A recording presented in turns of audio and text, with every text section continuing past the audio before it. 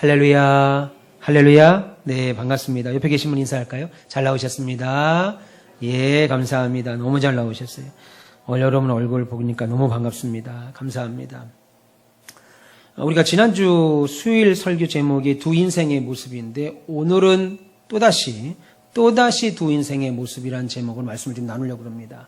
지난주 설교 말씀을 들으셨으면 오늘 설교가 조금 더 이해하기 쉬울 겁니다. 시간 되시면 교회 유튜브 채널에 들어가시면 지난주 설교가 올라가 있으니까 한번 보시면 좋겠습니다. 지난주와 오늘 설교가 똑같은 패턴이 다시 반복됩니다. 놀라운 내용이죠. 특별히 기근은 계속됐습니다. 애굽에서 그래서 사온 양식도 다 떨어져 갑니다. 지난주 우리가 살폈습니다. 형들이 시므온을 감옥에 잡혀놓고 볼모로 잡혀놓고 그들만 9명의 형제들이 돌아왔죠. 애굽에 있던 요셉이 애굽의 총리가 요셉인 줄 몰랐습니다. 애굽에 있는 총리가 시므온을 놔두고 너희들은 양식을 사러 온 자가 아니라 간첩이다 라고 하는 누명을 씌워서 시므온을 감옥에 둘째 아들 시므온을 감옥에 두고 너희 집에 있는 막내 아들 베냐민을 데리고 오면 너희들이 간첩이 아닌 것을 내가 확인하겠다. 그 내용 때문에 양식을 사가지고 왔습니다. 그리고 아버지에게 아버지 시므온이 갇혔는데 시므온을 데리고 오려면 우리 막내 베냐민을 데리고 가야 됩니다. 그러자 지난주에 아버지와 아들 가운데 부딪힘이 있었고 그러자 큰아들이었던 르우벤이 말할 수 없는 아버지 앞에 설 수 없는 르우벤이 아버지 앞에 나와서 자신의 두 아들을 죽일 정도로 내가 이 베냐민을 데려오지 못하면 내 두 아들을 죽이소서 그만큼 결연하면서 반드시 베냐민을 데리고 오겠습니다. 그 내용을 우리가 지난주 수요일 날 살폈습니다. 그래서 두 인생의 모습이라는 제목으로 말씀을 드렸는데 한번 수요일 날 홈페이지 한번 들어가서 보시면 여러분들에게 영적 유익이 될 거라고 믿습니다. 근데 그 패턴이 다시 또 반복됩니다. 똑같이 반복돼요. 말씀드린 대로 기근이 계속되고 애굽에서 사온 양식도 지난주 42장을 봤는데 42장에 나와 있는 대로 양식이 다 떨어져 갑니다. 창세기 45장 6절에 보시면 나중에 요셉이 자신의 신분을 밝힙니다. 내가 당신들의 동생 요셉입니다. 라고 총리가 신분을 밝히고 이제 앞으로 흉년이 더 5년이나 더 있을 겁니다. 라고 하는 대목을 보면 지금 이 시점은 풍년 7년이 지나고 흉년 2년 차라는 것을 우리가 알 수 있습니다. 지금 야곱과 그 아들들 우리가 지난주 살폈습니다. 시므온이 감옥에 gat혔고 양식을 가져오기는 했으나 사오기는 했으나 베냐민을 데리고 가야 시므온을 풀어준다고 하는 간첩 혐의를 풀어준다고 하는 이 문제를 서로 끌어안고 어쩌지 못하는 거예요. 아버지는 안 된다. 벳제라 내 아들 막내 아들 내가 요셉도 그렇게 죽었는데 막내 아들 베냐민까지 그렇게 죽게 할 수 없다. 안 된다 라고 말하고 르우벤은 아버지 반드시 데려오겠습니다. 내 두 아들을 목숨을 내 아들을 못 데려오면 내 아들 둘을 다 죽이십시오 라고 하면서 실랑이를 벌이는 가운데 문제 해결이 안 되는 거예요. 어쩌지 못하는 가운데 우물쭈물 시간만 보냈습니다. 또 모르죠. 시간이 지나면 어찌 해결되겠지. 애굽의 총리가 우리가 대단한 인물들이라고 시므온을 저렇게 감옥에 두면 너희들 별건 아닌가 보다. 이제 돌아가라 하고 시므온을 풀어줄지 혹은 어쩌다 보면 이렇게 되겠지. 막연한 생각을 했을지도 모르겠습니다. 창세기 42장 20절에 보시면 너희 막내 아우를 내게로 데려오라. 그리하면 너희 말이 진실되고 너희가 죽지 아니하리라 하니 그들이 그대로 하니라 라고 했습니다. 그러자 지난주에 살핀 말씀 42장 38절에 보면 야곱이 이르되 내 아들은 너희와 함께 내려가지 못하리니 그의 형은 죽고 요셉을 말하죠. 그만 남았습니다. 만일 너희가 가는 길에서 재난이 그에게 미치면 베냐민까지도 잘못된다면 너희가 내 흰머리를 슬퍼하며 스올로 내려가려 함이 되리라. 내 흰머리를 슬퍼한다는 말은 뭐냐면 네 아버지 죽어버릴 거다. 베냐민까지 잘못되면 나 그냥 죽어버릴 거야. 이 말입니다 지금. 그러고 있는 상황이니까 지금 둘째 아들 시므온만 억울하게 지금 거기 감옥에 계속 갇혀 있는 거예요 지금. 아버지와 9 형제들만 다투고 있는 이 상황에서 시므온은 애굽의 인질로 잡혀 있고 요셉은 국무총리죠. 애굽의 총리인데 형들은 모르는 겁니다. 애굽의 총리가 요셉인지. 어쨌든 요셉은 베냐민을 데리고 오지 않으면 시몬을 죽인다고 했으니까 안 데려갈 수는 없는 형편인데 애굽에서 그나마 19 형제가 가져왔던 양식이 다 떨어져 가도록 아버지 야곱이 베냐민을 꽉 끌어안고 보내주지 않고 있었다는 거예요. 그러니까 형들은 9명의 형들은 이러지도 못하고 저러지도 못하는 가운데 시간만 흘렀습니다. 우리가 지난주 살핀 것이 요거 이전까지 내용을 살폈습니다. 기근은 계속됐죠. 가져온 양식은 떨어져 가니까 참다 못한 아들이 아버지 야곱이 드디어 말을 꺼냅니다. 그것이 오늘 본문 43장 1절과 2절입니다. 그때 야곱이 애굽에 곡식이 있음을 보고 아들들에게 이르되 너희는 어찌하여 서로 바라만 보고 있느냐? 야곱이 또 이르되 내가 들은 적 저 애굽에 곡식이 있다 하니 너희는 그리로 가서 거기서 우리를 위하여 사오라. 그러면 우리가 살고 죽지 않을 것이다. 그렇게 말합니다. 43장 1절. 1절, 2절. 제가 지금 읽어드리는 건 이전 성경입니다. 그 땅에 기근이 심하고 그들이 애굽에서 가져온 곡식을 다 먹음에 그 아버지는 그들을 위하여 다시 가서 우리를 위하여 양식을 사오라. 그렇게 말합니다. 사오라. 양식을 사오라고 하는 거예요. 그러자 너희들이 왜 이렇게 서로 얼굴만 보고 있느냐? 빨리 가서 양식을 사와야지. 근데 지금 누구 때문에 못 사고 있는 거예요? 아버지 야곱이 이러지도 못하고 저러지도 못하고 있는 상황이니까 지금 일이 진척이 안 되죠. 그러자 이번에는 유다가 아버지를 대표하여 말을 합니다. 3절 보세요. 3절. 유다가 아버지에게 말하 이르되 그 사람이 우리에게 엄히 경고하여 이르되 너희 아우가 너희와 함께 오지 아니하면 너희가 내 얼굴을 보지 못할 거리라 하였으니. 그러면서 4절 보세요. 아버지께서 우리 아우를 우리와 함께 보내시면 우리가 내려가서 아버지를 위하여 양식을 사려니와 아버지께서 만일 그를 보내지 아니하시면 우리는 내려가지 아니하리니 그 사람이 우리에게 말하기를 너희의 아우가 너희와 함께 오지 아니하면 너희가 내 얼굴을 보지 못하리라 하였습니다. 그렇게 말합니다. 여러분 이 말이 무슨 말이에요? 우리는 양식 구하러 가고 싶은데 지금 아버지가 베냐민을 꽉 끌어안고 있어가지고 주질 않아서 우리가 지금 못 가고 있는 거 아닙니까? 뭐 이런 뜻이 들어있지요. 그러자 야곱이 다시 아들들 탓을 합니다. 본문 6절 보세요. 6절 보시면 이스라엘이 이르되 너희가 어찌하여 너희에게 또 다른 아우가 있다고 그 사람에게 말하여 나를 괴롭게 했느냐라고 말합니다. 우리가 지난주 살폈습니다. 지난주 아버지 야곱이 자녀들에게 또 왜 니들이 하는 짓 다 나를 괴롭게 하는 거고 니들이 하는 짓 다 나를 힘들게 하는 것들이다 막 야단을 쳤는데 또 이야기를 합니다. 이스라엘이 이르되 야곱입니다. 너희가 어찌하여 너희에게 또 다른 아우가 있다고 그 사람에게 말하여 나를 괴롭게 했느냐. 무슨 말이에요? 왜 동생이 있다고 쓸데없는 소리 해가지고 이거 왜 동생이 있다는 쓸데없는 소리를 해가지고 이런 사단을 만들어. 지금 그 이야기를 하는 거예요. 답답하죠. 지난주 말씀 보고도 답답해요. 그러자 다시 야곱의 아들들이 변명합니다. 본문 7절에 그들이 이르되 그 사람이 우리와 우리 친족에 대하여 자세히 질문하여 이르기를 너희 아버지가 아직 살아 계시느냐 너희에게 아우가 있느냐 하기로 그 묻는 말에 따라 그에게 대답한 것이니 그가 너희의 아우를 데리고 내려오라 할 줄을 우리가 어찌 알았으리까. 무슨 말이에요? 그 사람이 갑자기 너희 아버지가 아직도 살아있냐 우리 가족을 아는 것처럼 아주 아버지가 있냐 너 어머니가 있냐 이게 아니라 너희 아버지가 아직도 살아있느냐 네 막내 동생이 아직도 있느냐 살아있느냐 이렇게 우리 가정을 너무 잘 아는 사람처럼 물어보기에 아버지 살아계시고 막내 동생이 있다고 말한 것뿐입니다. 아니 그 사람이 우리 막내 동생 베냐민을 데리고 오라고 할 줄을 우리가 꿈에나 꿨겠습니까? 만약에 너 막내 동생 있으면 데리고 와. 그렇지 않으면 네 시므온도 죽을 거고 너희들 다 간첩 혐의로 내가 다 감옥에 넣을 거야. 이렇게 될 줄 알았다면 이 일이 이렇게 꼬일 줄 알았다면 절대 말 안 했지요. 지금 아들들이 아버지에게 답답하니까 얘기하는 겁니다. 우리가 사는 세상은요. 일이 전혀 엉뚱하게 전개가 돼요. 오늘 계약을 하겠습니다. 계약은커녕 오히려 손해보는 일이 생길 때가 있어요. 내가 생각하는 대로 되기도 합니다. 그런데 어느 때는요. 전혀 뜻밖의 방향으로 내 인생이 곤두박질 치는 것을 경험합니다. 그러면 대다수의 사람들은 몹시 당황하죠. 그리고 그렇게 되면 대부분 그 이유를 다른 사람 탓을 돌립니다. 그리하여 그 사람 원망하게 되고 그 원망을 받은 사람은 질책을 받으니까 죄책감 가운데 고개를 못 들고 삽니다.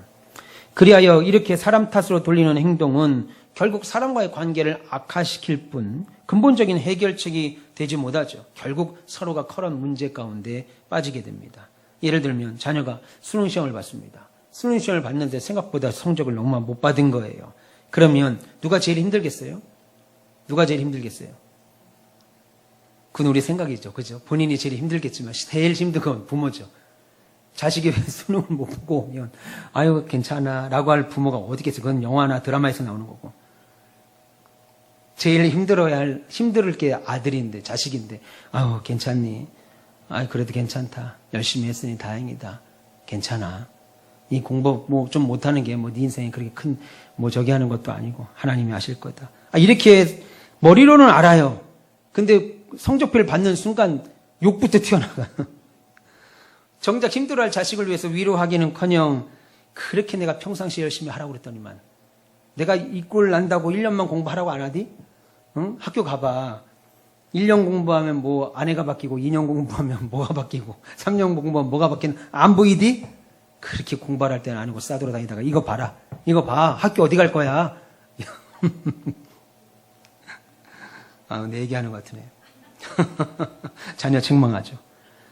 남편은 또 아내에게 뭐라 그래요? 당신이 공부를 그따위로 시켜가지고 그냥 애 집에서 하는 것이 뭐 있는데 집에 애 교육 공부를 하죠. 똑바로 시키지. 애가 이렇게 이 지경이 돼도 성적 보라고 이게 지금. 근데 아내는 남편에게 뭐라죠? 그렇게 애 공부에 무관심하고 바깥으로는 싸돌아다니더니만 애가 이렇게 됐다는 식으로. 그거 어떻게 해요? 애 하나 놓고 애 초점 박살납니다. 이거 모든 가정이 다 그래요. 거의 대다수의 가정이. 그럼 어떻게 되겠어요? 예, 그날 성적표 앞에 놓고 온 집안이 풍지박살 내는 겁니다. 6절에 지금 야곱이 그렇게 하고 있어요. 6절 보세요. 6절. 이스라엘 이르되 너희가 어찌하여 분명히 지난번에 니들이 하는 모든 것 다 나를 해롭게 한다고 했으면 그만해야 되는데 또 너희가 어찌하여 그리고 아들들은 뭐라고 그래? 우리가 이렇게 될 줄 알았습니까? 우리는 양식이나 살아간 사람들이지 우리가 가서 간첩 혐의를 받을 줄 누가 알았습니까? 그리고 아버지가 진작 베냐민만 보내줬으면 진작에 갔다 왔지요. 10절 보세요. 10절. 우리가 지체하지 아니하였다면 벌써 2번이나 왔다 갔을 겁니다. 아버지가 진작에 베냐민만 주고 어영부영 그냥 우유부단하게 이도 아니고 저도 아니고 그렇게만 안 했으면 우리 2번이나 왔다 갔습니다. 집안 꼴이 잘 돌아가죠, 지금. 예. 여러분, 성경에, 잠언서 16장 9절에 이렇게 말합니다. 사람이 마음으로는 자기의 길을 계획할지라도 그 걸음을 인도하시는 자는 하나님이시다. 내 마음으로 아무리 계획을 짜도요, 그 길을 인도하시는 이는 하나님이시다라는 거예요.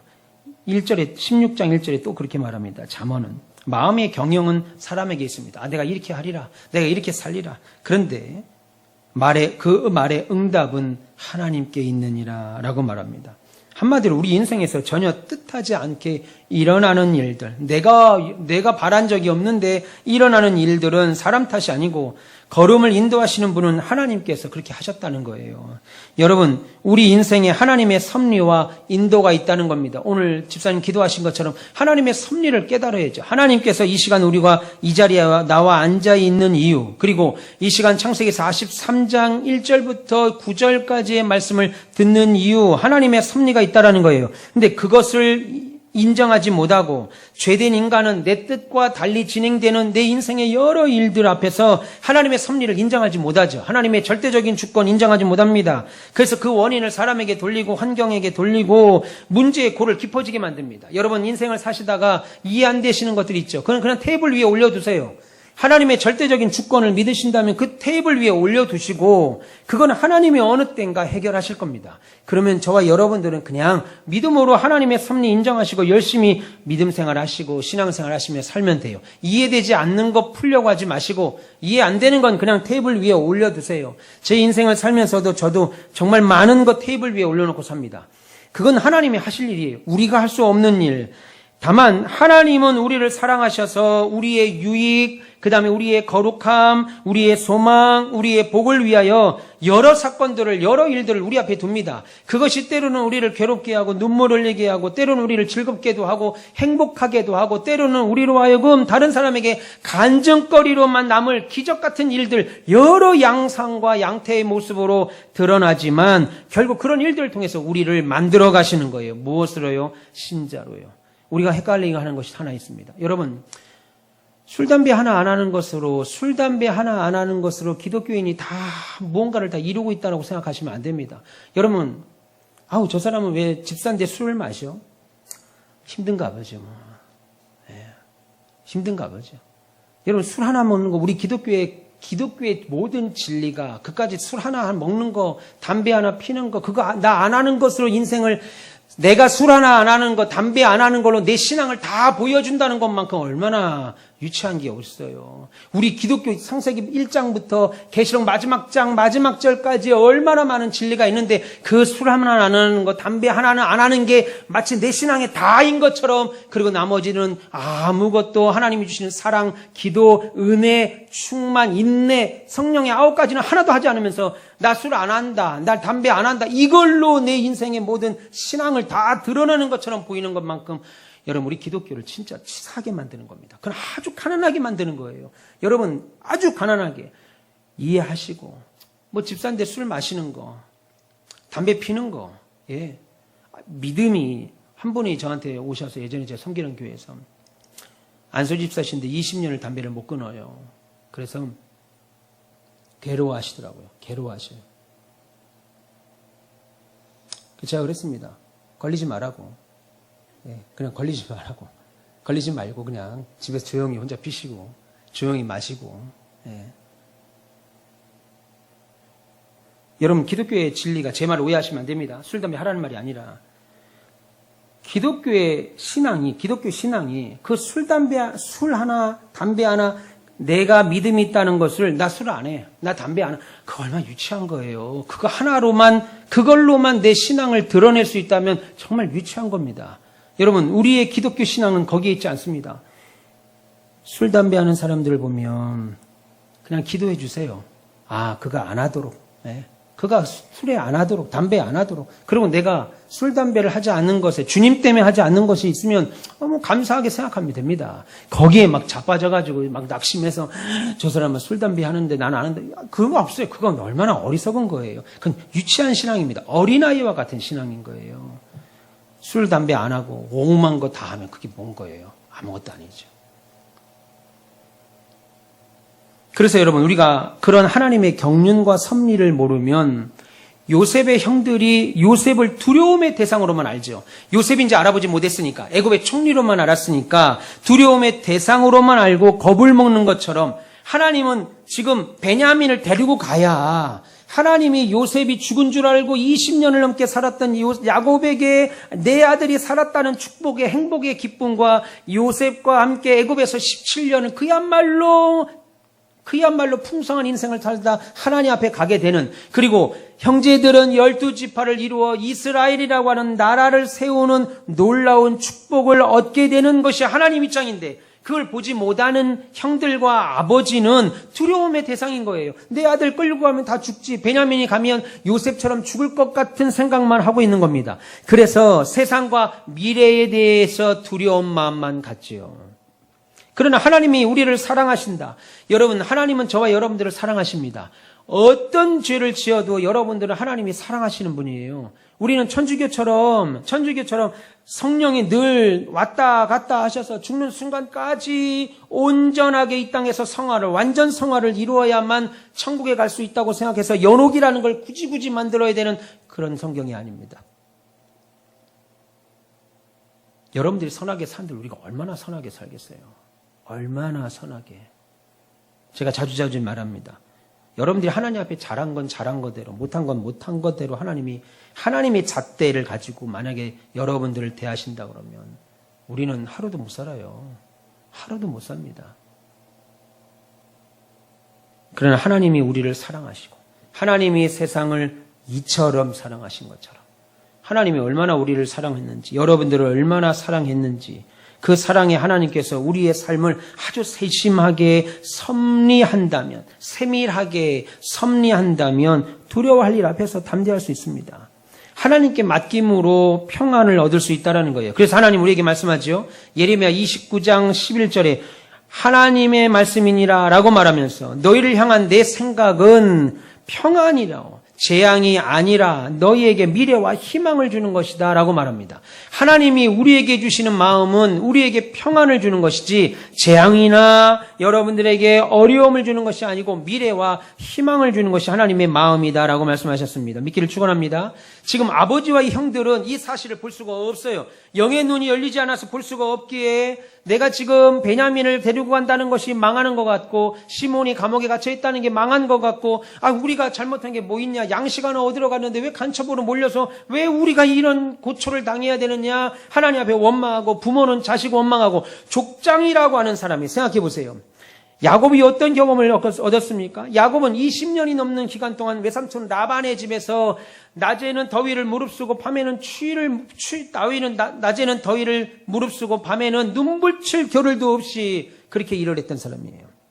더군다나 자기 아버지 이삭을 속였고 그 밤에 야반도주하면서 베델이라는 곳에서는 하나 천사들이 사닥다리로 오르락내리락 하면서 하나님과 씨름을 했던 기적을 체험했고, 얼룩지고 아롱진 양들을 하얀 양들 가운데 얼룩지고 아롱진 것들만 다 맞음으로 큰 부를 하나님을 통해서 얻게 됐고, 자신을 죽이겠다 400명을 데리고 끌고 왔던 형 에서 앞에서 피 한 방울 흘리지 아니하고 형이 눈물을 흘리며 사죄하고 화해를 하고, 자신의 열조와 함께 너무나도 사랑한 아내 라헬을 묻히기를 원했던 라헬은 베들레헴 노상에서 그냥 길바닥에 묻게 되고, 생각지도 않았던 레아는 마므레 막벨라 굴에서 열조와 함께 묻히는 장면을 창세기 49장에 내 인생이 참 놀랍다. 나는 내가 사랑하는 라헬이 내 선조와 함께 묻힐 줄 알았더니 그는 베들레헴 노상에 그냥 묻혀버리고, 레아가 우리의 열조와 묻히다니. 여전히 하나님의 일하심을 확인했음에도 불구하고, 여러분 지금 보세요. 족장이라는 자가 아버지인데, 믿음의 목사요, 믿음의 장로요, 믿음의 선배들인데 아직까지도 자식들 앞에서 우왕좌왕 갈팡질팡 하는 모습을 확인합니다. 그런데 이것이 지난주 똑같이 봤죠. 똑같이 봤습니다. 이렇게 아버지 야곱이 말할 때 지난주 살핀 것처럼 또 다른 한 사람이 나옵니다. 오늘은 바로 유다가 나옵니다. 지난주에는 르벤이 나타나서 아버지 반드시 데리고 올 겁니다. 내 두 아들을 목숨을 걸고 내가 반드시 베냐민을 데리고 오겠습니다 라고 말했는데 못 가게 됐습니다. 아버지가 흐지부지 하다 보니까 못 가게 됐습니다. 하나님의 일하심을 볼 수가 없는 눈이니까 못 가게 됐어요. 그런데 오늘 또 두 번째 일이 벌어집니다. 근데 이번에는 누가 이야기를 하냐면 유다입니다. 여러분, 유다는 야곱의 네 번째 아들입니다. 근데 놀랍게도 창세기 37장 26절 이하에 보시면 요셉을 애굽에 팔자라고 말한 장본인이 바로 유다입니다. 그랬던 유다가 오늘 본문에는 형제들의 대표로 나서지요. 본문에서 책임감 있는 모습으로 아버지 야곱을 설득합니다. 여러분, 모두가 어찌할 바를 모르고 수수방관하고 어찌할 바를 모르고 있을 때 유다가 책임지겠다고 말합니다. 8절 한번 보세요. 8절 보시면 유다가 그의 아버지 이스라엘에게 이르되 저 아이를 나와 함께 보내시면 우리가 곧 가리니 그러면 우리와 아버지와 우리 어린아이들이 다 살고 죽지 아니하리라. 그렇게 말합니다. 아버지가 어찌하여 니들 나한테 이렇게 했냐 또 얘기합니까? 유다가 나서서 하는 말입니다. 아버지, 저 베냐민을 보내시면 아버지 자식들도 살 거고 우리의 자식들도 살 겁니다 라고 말하면서 9절에 놀라운 말을 합니다. 9절, 내가 그를 위하여 담보가 되리오니 아버지께서 내 손에서 그를 찾으소서. 내가 만일 그를 아버지께 데려다가 아버지 앞에 두지 아니하면 내가 영원히 죄를 지으리라 라고 말합니다. 내가 뭐라고 그랬는데 뭐가 된다고 그래요? 유다가 자기 스스로가 담보가 되겠다 이렇게 말합니다. 목숨 걸고 베냐민 반드시 데려오겠다, 걱정하지 마라, 뭐 이런 얘기죠. 그런데 생각해 보세요. 유다 또한 지금 아버지 앞에 나설 수 없는 사람이죠. 르벤은 아버지의 첩 서모라고 합니다. 예, 계모가 아니고 서모. 그러니까 첩을 건드렸습니다. 간통을 했습니다. 첩과. 그래서 아버지 앞에 나올 수 없어서 결국 장자의 직분을 박탈당했습니다. 그런데 오늘 유다 또한 르우벤은 그래서 아버지 앞에 나설 수 없던 자였는데 아버지 앞에 나서서 자신의 두 아들 목숨을 담보로 겁니다. 그런데 오늘 유다 또한 르우벤과 아주 부끄러운 성경의 기록상 아주 큰 사고를 친 인물이죠. 요셉을 애굽에 판 이후에 요셉이 애굽에서 겪는 노예 생활의 어려움을 말하기 전에 오늘 성경은 뜬금없이 잠깐만 라고 말하면서 유독 유다만 야곱의 열 형제 요셉의 10형들 가운데 유독 유다만 꼭 집어가지고 아주 기가 막힌 이야기를 창세기 38장에서 말합니다. 창세기 37장까지는 요셉 이야기를 쭉 하다가 성경이 그리고 자연스럽게 38장에서 유다 얘기가 뜬금없이 나와요. 그리고 끝나면 39장에서는 언제 그랬냐는 듯이 다시 또 요셉 이야기가 나옵니다. 성경을 잘 보시면 37장 마지막 절과 39장 1절을 연결하면 아무 문제 없이 읽어져요. 느닷없이 끼워 맞힌 것처럼 38장에 와서는 이 유다 이야기가 느닷없이 들어가는데 38장에는 유다에 대한 부끄러운 얘기가 기록되어 있습니다. 유다가 성경에 나오지 않지만 많은 학자들이 생각을 합니다. 유다가 요셉을 팔고 나서 아버지의 집과 형제들과 한 집에서 사는 것을 힘들어했습니다. 그래서 집을 나가죠. 집을 나갑니다. 집을 나가서 38장이 나오죠. 집을 떠나서 아둘람 사람 히라에게 갑니다. 아둘람, 이방인들에게 가요. 아둘람 사람 히라에게 갔다가 거기서 가나안 사람 수아라는 사람을 만납니다. 가나안 사람의 이름 수아라고 하는 사람이 있는데 그 사람의 딸을 보고 눈이 확 돌아요. 첫눈에 반해버려요. 딸이 얼마나 이뻤는지 몰라도 그 딸을 보고 첫눈에 반해서 그날 밤에 동침을 합니다. 그리고 엘, 오난, 셀라 제가 예전에 한번 말씀을 드렸습니다. 이렇게 세 형제를 낳습니다. 그런데 그 장자 큰아들 엘이라고 하는 사람을 큰아들을 다말이라고 하는 가나안 여자와 결혼을 시키는데 가족이자 신앙 공동체였던 가족을 떠난 유다에게는 하나님께서는 큰아들 엘이 얼마나 악한 짓을 했는지 성경에 기록이 없습니다. 근데 성경에는 뭐라고 말하냐면 그가 악함으로 하나님이 죽여버렸습니다. 얼마나 악한 일을 하나님 앞에 했던지 죽였어요. 그리고 이어서 둘째 아들 오난도 하나님 보시기에 악함으로 하나님이 죽입니다. 그렇게 아들을 둘씩이나 죽었어요. 느닷없이 장성한 아들 둘이나 죽으니까 자식을 잃은 아버지의 마음이 어떠한가를 유다가 그때 알았겠지요. 아들을 잃는다는 게. 그래서 요셉이 죽었다는 사실에 슬퍼했을 아버지 야곱의 마음을 누구보다 잘 알게 됩니다. 그래서 아버지 집으로 어느 순간 들어오게 되어 있어요. 여러분, 한자에 보면 자녀가 부모보다 먼저 죽는 슬픔을 참척이라고 말합니다. 참척. 이 한자가 굉장히 재밌습니다.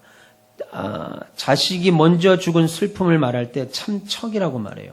근데 그 내용을 보면 우리의 부모는 다 죽습니다. 날 때부터 어린아이도 엄마 언제 죽어 뭐 다 알잖아요. 다 우리 부모는 죽어요. 그래서 그 경험치가 다 쌓여 있습니다. 옆집 누구 친구 아버지도 죽고 뒷집 순이 아버지도 죽고 누구 엄마도 죽고 다 죽는 걸 알아요. 그런데 그게 경험치가 쌓여가지고 부모가 죽는 거, 심지어 나를 낳은 부모가 돌아가시더라도 세월이 지나면 잊혀지게 되고 어떤 걸로 남아요? 어떤 감정으로 남아요? 그리움으로 남죠. 그래서 마음이 아련하기도 하고 보고 싶기도 하고 그리움으로 남습니다. 아버지, 어머니 생각하면.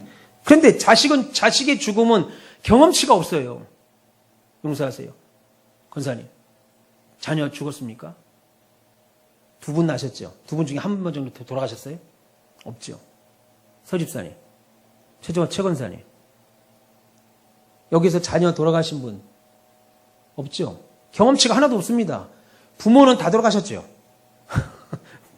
신장로님 부모님 돌아가셨죠? 예, 그냥 그리운 거예요. 그냥 보시면 또 보면 만나면 즐겁지만 그냥 그리운 거예요. 부모님 돌아가셨죠? 예. 서집사님 부모님 돌아가셨죠? 다 돌아가셨죠? 다 경험치가 있어요. 저도 돌아가셨고 저도 돌아갈 예정입니다. 우리 아이들도 제가 다 죽을 예정입니다. 다 돌아가실 예정이에요. 근데 자식이 먼저 죽었다는 건 경험치가 하나도 없습니다.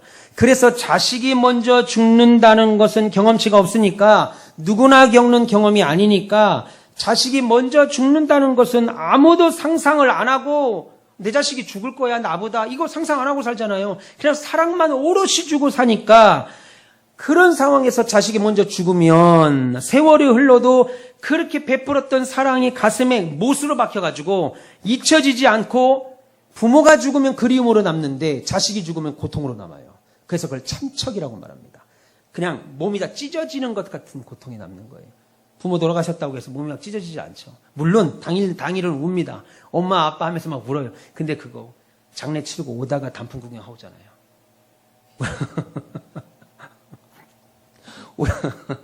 우리 집안 얘기인데 우리 아버지는 아니고 우리 이모님들이 그래. 우리 고모님들인가? 괜히 얘기했네. 어쨌든 돌아가실 때가 단풍 시절인데 묻고 돌아오시면서 단풍 구경하고 오는 거예요.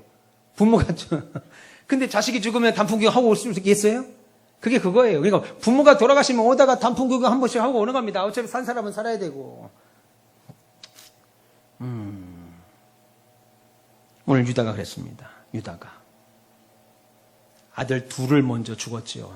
그래서 창세기 37장 31절 32절에 자기의 동생 요셉을 애굽의 노예로 팔고 아버지 요셉이요 짐승이에게 찢겨 죽은 것 같아요. 이런 거짓말 너무 쉽게 말할 때 당시 아버지는 어땠어요? 아버지 야곱이 내 아들 요셉이 짐승에 찢겨 죽었다고 하는 그 옷을 갖고 와서 아들이 그냥 짐승에게 찢겨 죽었네요 라고 말할 때 야곱은 슬퍼하며 옷을 찢고 울었던 것을 이해하지 못했던 유다는 그 형제들은 특히 유다는 자기 아들 두 아들이 자기 아들 셋 중에 2명이 먼저 보내는 아픔을 겪었습니다. 그리고 방탕한 삶을 살 때 큰아들 엘의 아내인 며느리 다말과 동침함으로 쌍둥이를 낳는 기가 막힌 일을 저지릅니다. 근데 르우벤과 똑같아요. 르우벤도 자기의 서모와 간통을 하고 가족에서 내치했어야 되는데 어느 순간 가족 안에 들어와 있는 모습을 봅니다. 여러분 이 사건 이후에 유다가 양식을 사러 가는 형제들과 지금 함께 있는 것을 보면은 유다는 다시 가족 공동체 안에 들어온 것으로 우리가 확인할 수 있지요. 르우벤과 동일합니다. 여러분 가족의 허물을 끌어안는 곳이 가정이에요. 여러분 가정은 그래서 여러분 세상 법정도 뭐라고 그래요? 형이, 동생이, 누나가, 언니가, 부모가 사람을 죽이는 죄를 저질렀다 할지라도 그를 숨겨주고 위증을 해도 죄가 돼요? 안 돼요? 안 되죠. 가족은 죄가 안 됩니다. 법정에서 위증을 해요. 내가 어디 있는지 몰라. 내가 감춰놓고도 우리 아들이 어디 있는지 몰라요. 우리 형은 어디 있는지 몰라요. 우리 언니 어디 있는지 몰라요. 해도 법정에서는 죄가 되지 않아요. 가족은 당연히 그래야 되는 거라고 생각하니까. 법조차도 그렇다 이겁니다. 그게 가족이에요. 여러분 교회도 마찬가지입니다. 교회도 하나님이 우리를 사랑으로 묶어진 가족이라는 거예요. 가족끼리 비난하면 갈 곳이 없죠. 그래서 교회는 가정, 하나님이 주신 가정이라고 부르는 거예요. 그래서 교회는 서로 사랑하는 것만 있는 거예요. 서로 감사하는 것만 있는 거예요. 예배 전에 찬양하는데 주차장에 트럭 하나가 들어오길래 저 트럭은 누구지? 누가 지금 들어오지? 예. 하얀색 옷을 입고 막 들어왔어요. 하얀색 옷 누구예요? 하얀색 옷. 들어보세요. 저 두 분. 장 집사님이 들어오길래 장 집사님 타고 온 줄 알았어요. 트럭을. 하얀색. 그러더니 우리 최지윤 집사님이 인테리어 업을 하시니까 지금 회사 끝나고 바로 오시는 거예요? 박수 한번 합시다. 박수. 감사합니다. 감사해요. 예, 잘 될 겁니다. 제가 매일 기도합니다. 감사합니다. 어느 순간 지금 하나가 됐어요. 그게 교회입니다. 교회, 가정. 예.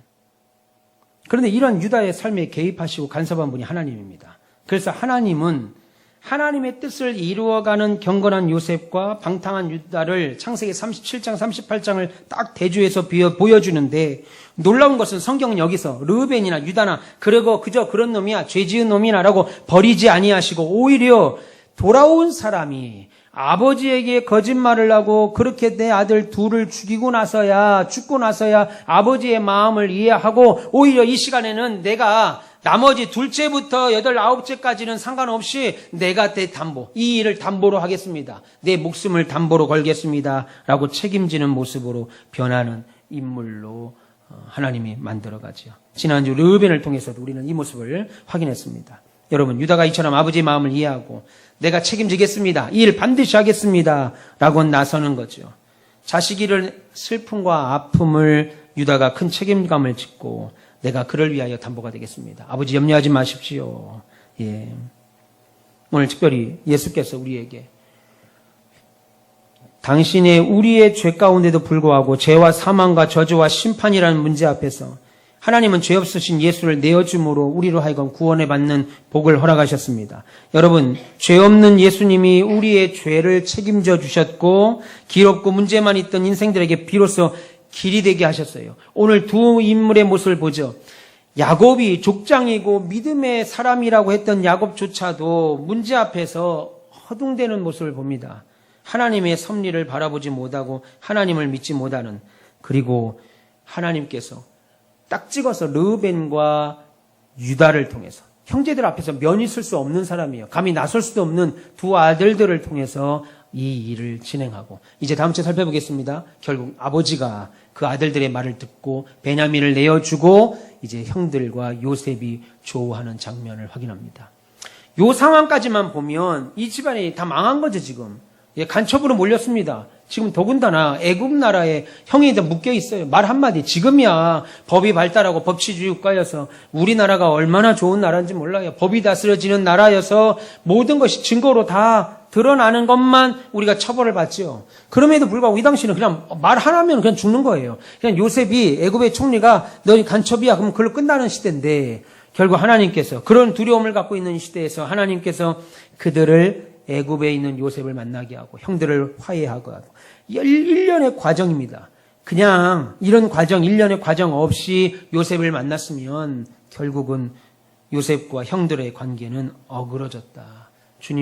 하나님은 야곱의 12아들을 통해서 12지파를 만들고 결국 이스라엘이라고 하는 나라를 만들고 유다 지파를 통해서 예수 그리스도가 오셔서 구원의 반열을 이루고 결국 이방인인 저와 여러분들까지도 구원의 은혜를 허락하셨습니다.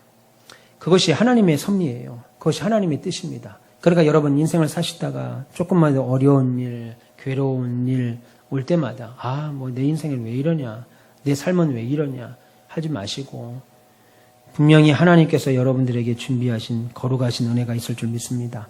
세미한 음성, 세밀한 음성, 현미경으로 하나하나씩 보시면서 수술하잖아요. 그런 수술들 보면 그런 것처럼 저와 여러분의 인생을 하나하나 간섭하셔서 망하게 하지 아니하고 그 모든 일을 하나님의 뜻 안에 거하게 하시는 줄 믿습니다.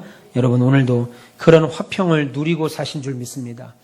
내 눈으로 볼 때는 화평이 아닐 수도 있습니다. 그러나 하나님은 저와 여러분들에게 날마다 화평을 주십니다. 은혜를 주십니다. 그 은혜 주신 하나님 바라보시면서 믿음으로 승리하시는 저와 여러분 되시기를 주님의 이름으로 축원합니다. 기도하겠습니다. 하나님 감사합니다. 사랑하는 주님, 오늘도 하나님 앞에 나와서 하나님이 이를 이루어 가시는 놀라운 섭리를 우리가 바라봅니다.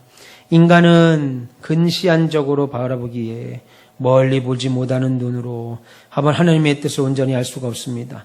하나님, 우리에게도 활짝 눈을 열어주셔서 하나님이 우리의 인생을 찾아오시고 섭리하시는 하나님의 작전 가운데 있는 모든 일들을 깨닫게 하시고 은혜를 베풀어 주옵소서. 감사합니다. 예수님의 이름으로 기도합니다. 아멘.